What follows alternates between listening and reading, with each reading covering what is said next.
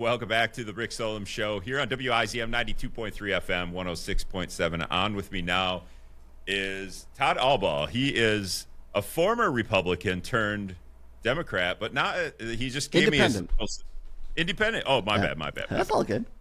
Well, that's what everyone says. I feel like if you polled everyone, they would all say they're independents, right? And then, hey, what's your voting record? On 100% Democrat or 100% Republican, but I'm an independent, damn it. And I actually believe you, but he gave me his life story in politics in a like 3-minute clip, and you were Republican for about 30 years and then kind of went the independent route, but not when people might guess that happened. It wasn't a 2016 Donald Trump thing. It was actually before that. But Todd is going to be in town in La Crosse on Sunday, along with Ben Wikler at the Capella Performing Arts Center as part of Ben's book release. This is the plan. When are you going to be on The Daily Show, Todd? Is The Daily Show? Wouldn't that be cool? Wouldn't that be cool? I think I'm the fill-in for Best Boy or Grip on The Daily Show. That's where I'm headed. But I've heard Todd on the radio at different times, and I'm like, oh, Todd does not hold back. He lets loose a little bit, and is been a fun interview from the multiple times that I've heard you on the radio, Todd. So hopefully you don't do that here. I don't know why I anticipate you would, but when it comes to politics in Wisconsin right now, obviously it's funny because it's always like the Democratic primary chaos, and in my head I'm like, it is a little bit chaotic, but it's also just giving people more options.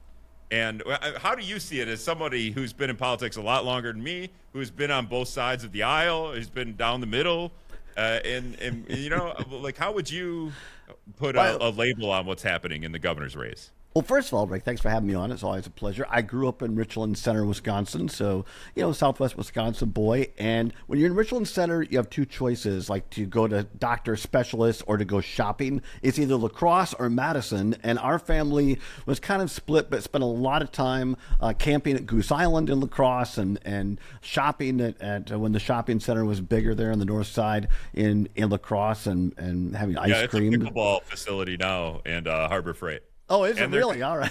And the plan now, honestly, I'll give you a little local politics. And the plan now is to tear down most of that strip mall and put up 2 5-story apartment buildings with an outdoor pool.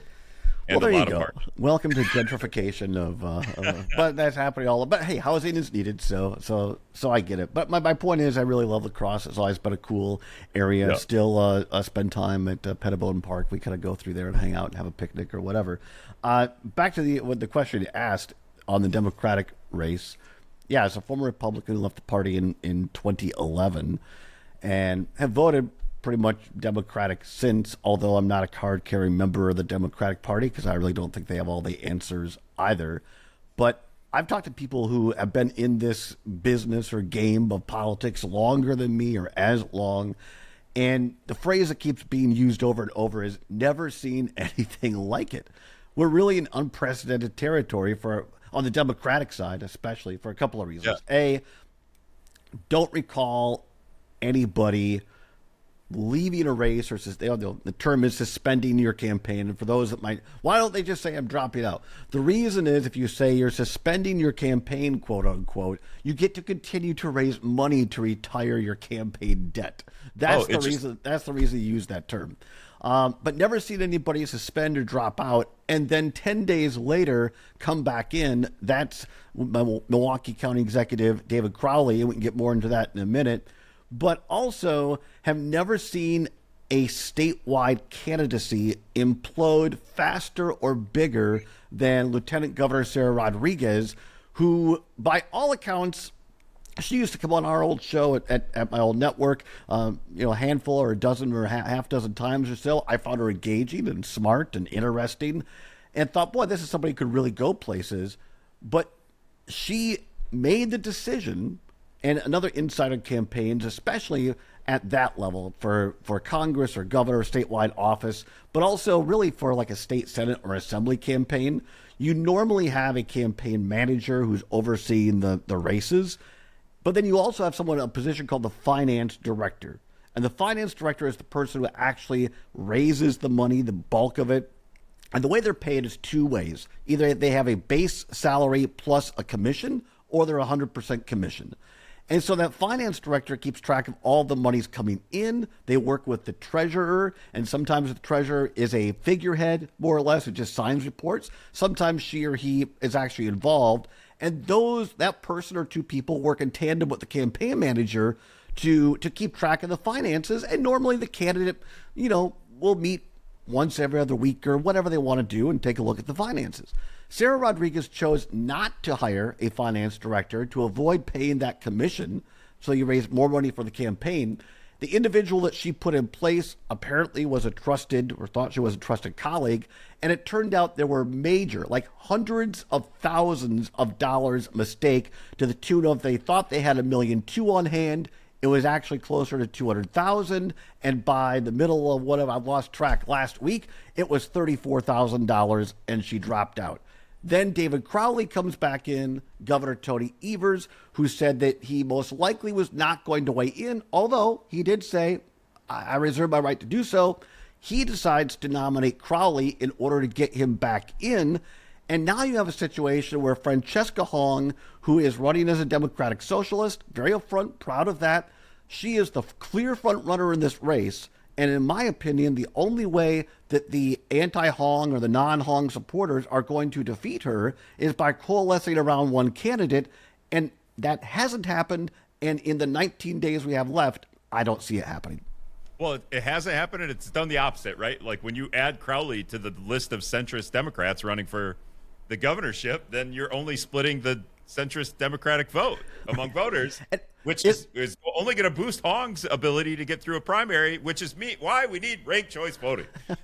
Well, yeah, or fusion voting. That's my other gig. I work for a group called United Wisconsin. So check us out at unitedwisconsin.org. A little plug there. Yeah, I've had the fusion voting is multi-party voting, for those that don't know. So you have one candidate that can get nominated by more than one party, but that's not why I'm here. But I agree, ranked choice, fusion voting, all good things to look at in the future. But what you said was so interesting to me, because you look at somebody like Kelda Royce, who represents essentially the city of Madison in the state senate, been there for over a decade. She is a lawyer, been a small business owner. She ran was a head, an executive director for a pro-choice organization. She ain't certainly not conservative, and I don't even know if I call her moderate. She's a very progressive individual, but because Hong is so just unapologetic about her beliefs, it makes Kelda look like, I guess what you said, a centrist. I'm not sure that I'd call Mandela Barnes, a centrist in a normal race. It's just that for me, Mandela Barnes is the Hong opponent. Right, like Hong's votes are only going to get split between her and Mandela Barnes. Maybe not only, but like those two voters are going to pick between those two. But you're right; they're all Democrats. So to a degree, they all have good ideas. That if you're a Democrat, you like all of their ideas. It's just how far left you want to go. Also, if they were all in Europe, they'd all be centrist Democrats. Oh, yeah, that's another kettle of fish, right? I mean, you have Missy Hughes just down the street from Crosse and Viroqua, former Organic Valley executive, very competent. She was probably the most conservative Democrat in the race. She dropped out, a month ago and endorsed Crowley. And then it was I'm not sure if she's still on the Crowley train or not. We'll see. But I think the bottom line for me, as someone who's observed Wisconsin politics a long time, if you look at the Marquette Law School poll that came out yesterday, star asterisk, it was done prior to Rodriguez imploding and Crowley getting back in. So not a lot of head-to-head we could glean from that. They're going to do another poll coming out, I think, on July 30th, thereabout. But I think the thing that you look at is consistency. And Fran Hong has consistently raised her numbers. She has led in the Marquette poll since the very beginning. She's only expanded that. And so I think because of what you said, I don't see, but who knows in this race, anybody of the Democrats dropping out in the next 19 days. That's going to divide the anti-Hong vote. I think that Hong, all things considered, probably has it wrapped up. Here's the thing for both Republicans and Democrats. You think, well, there's no way that Hong's going to beat Tiffany in a purple state like Wisconsin. The interesting thing in that Marquette Law School poll showed in a head-to-head of likely voters, not registered, likely voters, Fran Hong and Tom Tiffany in a theoretical were tied at 40, don't quote me on the exact number, I think 44 each. I think it's going to come down, once again, in Wisconsin's purple state, no matter who the Democrat is, it's probably going to come down to a 2 or 3 point race. We're speaking with Todd Allbaugh here on the Rick Solem Show. Okay, Todd, you have experience in this, and I brought this up with Wikler the other day as well, and it's just like I don't have a ton of experience in politics, so going through another governor's race is probably the second time I've really had to pay attention to it and kind of understand it a little bit better. Do we start pinning Tom Tiffany as MAGA after the primary, and we just don't care about Tom Tiffany right now as somebody that's going to vote against Tom Tiffany? I live in Minnesota, so I'm not voting at all. Okay. But, because at this point, we have Francesca Hong. She has labeled herself a Democratic Socialist. Nobody else really does that. Tom Tiffany's not going to label himself MAGA, but Democrats would eventually. But that really hasn't started yet. I feel like, there hasn't been a ton of talk about Tom Tiffany in that regard. No, but here's the thing. I served in the state senate, former state senator Dale Schultz from Southwest Wisconsin when he was majority leader, and a couple other stints as well. I was there when Tom Tiffany was a state senator. And I'll tell you this. Tom Tiffany represented in the state senate, northern part of Wisconsin. There was a big issue when former Governor Scott Walker wanted to change the environmental laws in Wisconsin to allow more excessive mining. And what we found out, fast forward, there was a mining company from China that wanted to come in and mine Wisconsin's natural resources. That's why what's happening. It's literally what's happening with the boundary waters in northern Minnesota right now. Yeah, correct. And so Tom Tiffany was part of the group that wanted to go along with what Walker wanted. My boss, Dale Schultz, then Democratic, now has passed away, State Senator Tim Cullen, joined in a bipartisan effort. Then Senate Majority Leader Scott Fitzgerald, now Congressman, would not allow them to go up in their official capacity to have state resources spent to have a hearing. They did it on their own money. They invited the state senator who represented that area, Tom Tiffany, to come. There were 500 people packed into a gym in Mellon, Wisconsin, and Tom Tiffany refused to come to listen to his own constituents.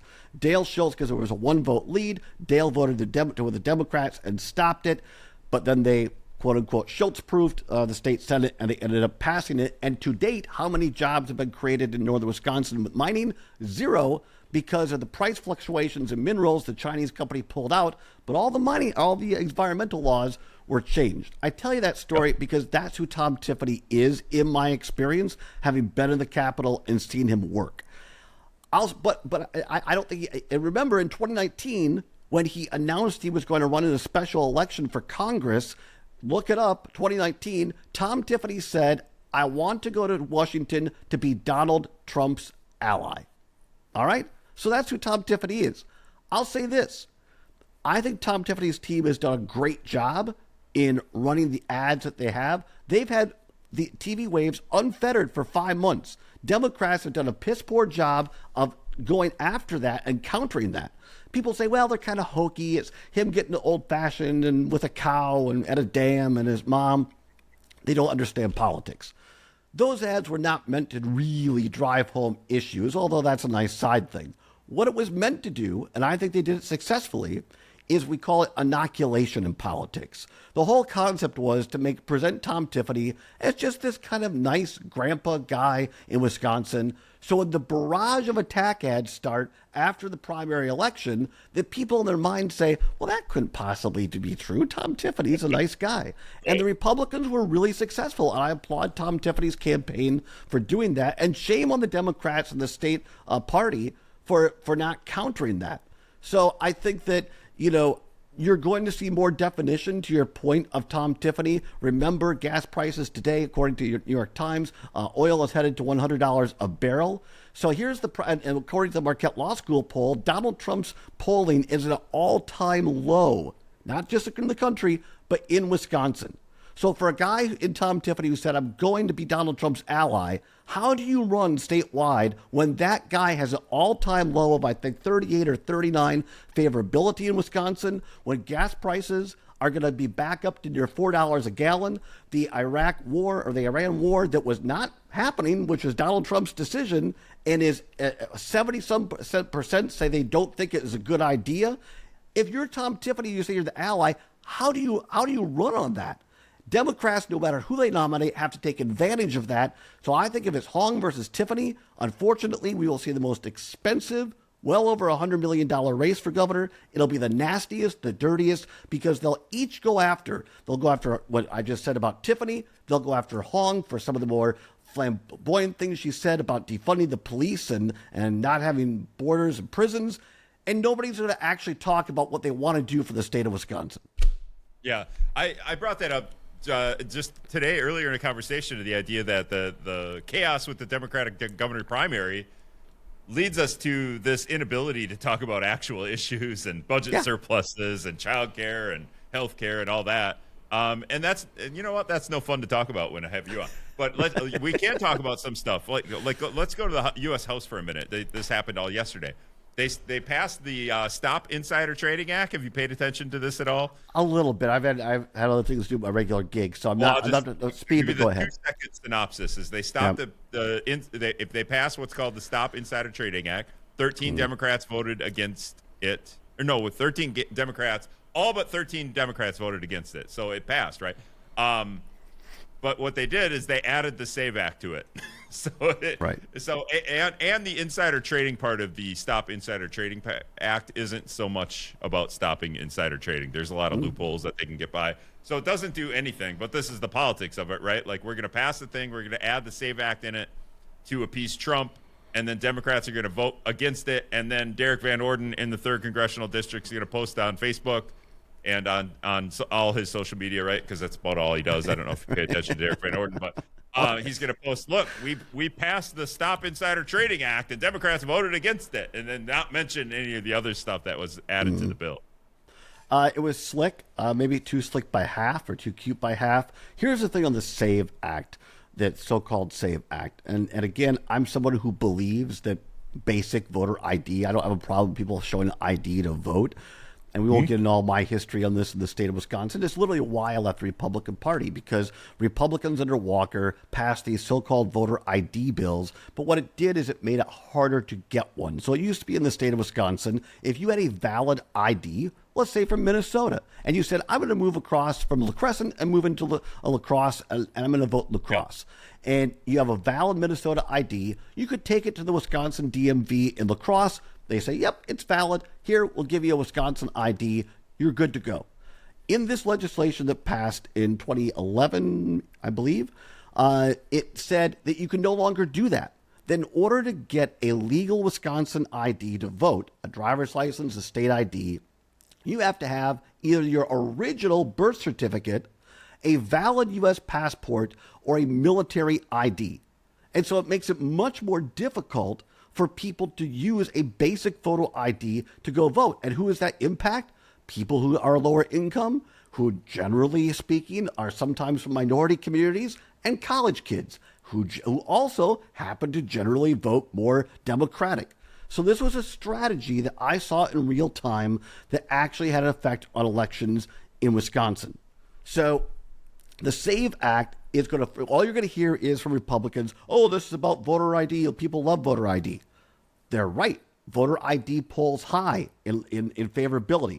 But what they don't tell you is in the SAVE Act is that it's going to require millions of women in this country, in Wisconsin, millions in the country, I'm not sure, hundreds of thousands in Wisconsin, who got married and changed their name when they got married. And so their marriage name on their driver's license does not match their original birth certificate. And so they're going to have to go back and do that in order to vote. There are other provisions in there as well. It is a betrayal of our local clerks in places like La Crosse and Vernon County and Viroqua and Onalaska and your listening area who do great work. And ask yourself this. How many cases of actual voter fraud have been prosecuted in the state of Wisconsin? When my former boss, Dale Schultz, in the state Senate in 2011, we actually did our own investigation. We found 2 cases in 2011, 2012. One was a former Republican staffer who voted in Madison and then voted in her home county up north. The second was Speaker Robin Voss's estranged, I believe it was wife number 2, he's on 3, his estranged second wife who voted in Racine and then voted in her home state when she was with her parents in Idaho. Voss had the Republican DA in Racine expunge it. Those are the only 2 cases of voter fraud. It just doesn't happen. This is voter suppression. And let me quickly say about Derek Van Orden. His biggest nightmare is that the Democrats nominate Emily Berge from La Crosse because Rebecca Cook has all the love. She's got the Democratic National Committee endorsement. Let me tell you, I have family in La Crosse, in Richland Center. Emily Berge is the hot item. There was a straw poll in the La Crosse Democratic Party last week, and Emily Berge blew Cook out of the water. And now Cook is starting ads. They probably have internal polling to show she's in trouble. I have highly placed Republican strategists who told me off the record their biggest nightmare is that Democrats nominate Berge because she would be a much stronger candidate for Derek Van Orden. Is that why Van Orden keeps putting out news releases that say Rebecca Cook won't debate me and stuff like that? Because it's the same thing they're doing. It's the same thing Republican governors are doing and running this $2 million ads to quote unquote warn you about Francesca Hong. Right. They want Francesca Hong. Derek Van Orden wants Rebecca Cook. Yeah, that makes sense. Yeah, that straw poll is crazy because Emily Berge beat Rebecca Cook in a La Crosse County Democratic Party straw poll. 111 people polled. Berge got 67.6% of the vote, and Rebecca Cook got 26.1% of the vote. So, a little bit nuts. All right. Well, anything else, Todd? That's you want to blow some steam on? I appreciate the opportunity. Always great to talk to local radio. We need more of it. Appreciate what you are doing and your listeners being engaged. I'll say this, and I say this. I used to say it when I was a legislative staffer. I said it on my own show. Even if you disagree with me, vote. Exercise your constitutional right because people have died for the right that you and I get to go to the polls coming up on August 11th and then on in November at the general. Go to myvote.wi.gov, myvote.wi.gov, and be a voter. Tell your polling place, make a plan to vote, no matter who you're voting for. Engage yourself in the most precious thing we have, which is our right to vote. All right, that's Todd Allbaugh. He's going to be at the La Crosse's Capella Performing Arts Center on Sunday with Ben Wikler. Doors open at 11:30. The live conversation and the Q&A begins at 12:30 p.m. Thanks a lot, Todd. Appreciate it. Thank you.